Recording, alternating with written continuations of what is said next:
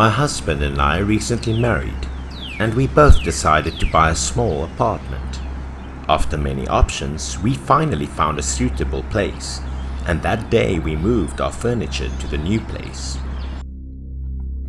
As we passed through the gate, a security guard checked our resident card and then directed us to where we could park our car. There was parking on the ground and underground as well. However, parking on the ground required an additional fee, so we decided to dash down to the basement, and the security guard also carefully reminded us to follow the directions when we drive. At the time, I was surprised because the guard appeared to be very strict, but my husband thought it was a good thing because it would ensure security and make it safer to live here. After that, my husband followed the direction to go down to the parking basement. Because we had just moved in here, he was a little confused, but everything had direction boards on the way. There were also arrows pointing the way, and as we got closer to the location, I noticed something strange. I immediately showed my husband what I saw, and he was astounded also. My husband thought it was the first time he had seen such a strange thing in a parking lot, so we both decided to find a parking lot and go check it out. We were curious. As soon as we finished parking, we walked there. It was a small temple similar to what I saw on TV that looked like a shrine or to cover a grave.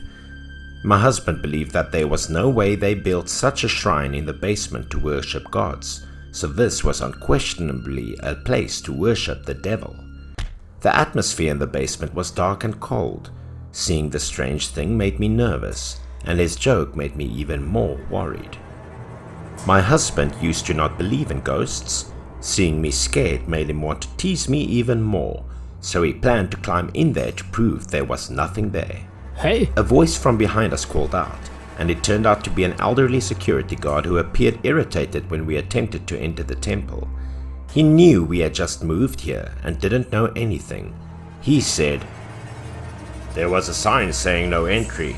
Why do you keep on going on purpose?" Looking closely, we noticed a board on the wall that states no entry for any reason.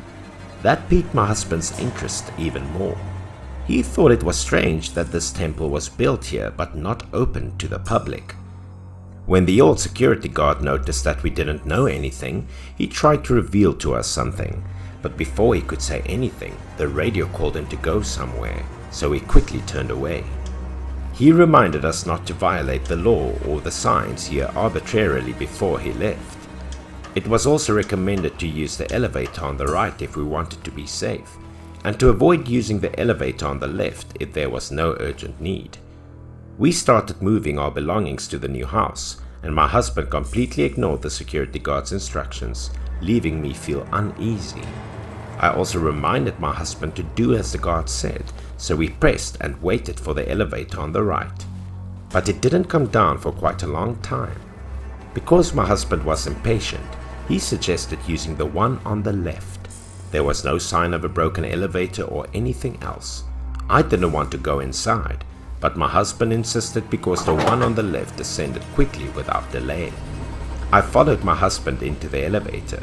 Even though I remembered the security guard's words, the basement was so cold that I didn't dare to stand here alone. The elevator was in perfect working order, but the frightening thing was that there was a terrifying looking charm stuck on the top of the elevator, which I showed my husband. But he turned around and mocked me for being a coward, thinking it was just a peace charm or something thrown on at random. Nothing frightening. After that, nothing happened. We moved into the new house, and because it is a high-class apartment, the furniture was available. Just come and stay. I quickly became familiar with my new neighbors, and when I took my dog for a walk in the park, I also spoke with a lady who lived in the same building. After greetings, I inquired about the temple in the parking basement, which always seemed gloomy and cold to me.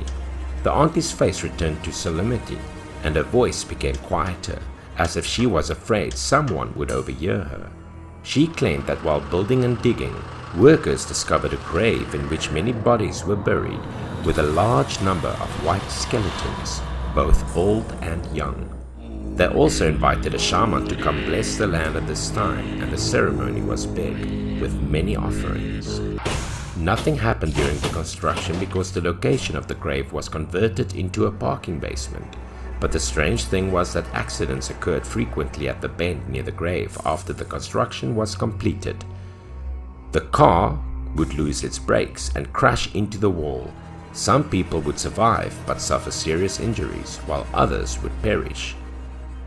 That day, the lucky survivor was attempting to crawl out of his overturned car when he noticed something very frightening. Countless numbers of ghosts floated in front of him, staring at him with terrifying expressions. He thought that he might have been dizzy and hallucinating as a result of the accident. But they were still there. Their faces were white, their eyes were missing irises. Some had broken heads, and others were missing arms and legs. I was surprised and alarmed after hearing it, and I continued to question her about how the building handled it. She said after that they invited a well-known Feng Shui master to come over to check the site, and they built that small temple to suppress evil spirits. Fortunately, no further accidents occurred again at that site after the construction was completed. Knowing the backstory, I felt the hairs on the back of my neck stand up, and my heart skipped a beat every time I passed by the temple. But because nothing happened, I tried to dismiss the story and forget about it. My husband and I were so excited to be invited to a friend's camping trip that we left very early that day. Because my husband drank a lot, we came back quite late at night, and I was the one who drove, and we were still talking about our outing from the day. When we arrived, because my husband was too drunk, when he got out of the car, he went straight to the other temple. I stopped him, but he didn't care. He said he wanted to take pictures with the temple, so he went over and climbed over the barrier to get in. I tried to catch up with him, but couldn't. He left his camera on the fence and walked alone into the temple center, asking me to photograph him. He posed and waited for me to take pictures no matter how many times I told him not to. I knew my husband was drunk, so I couldn't advise you. That was why I quickly took a picture of him so he could get out of the temple as soon as possible. And he climbed out right after that. I helped him home because I hadn't seen anything had happened, and I didn't think about that temple anymore. We went to a photo studio near our house a few days later, when we had time to develop the pictures we took on the day of the camping trip. There were more than 30 pictures, and we enjoyed watching them. It was a lot of fun to go out that day. But it wasn't until we got to the last photo that our faces began to pale with fear. That was the picture my husband took at the small temple in the basement. It was very clear in the picture. Some ghosts standing in that temple, looking at the camera just next to him. We decided to spend more money to park the car on the ground from then on.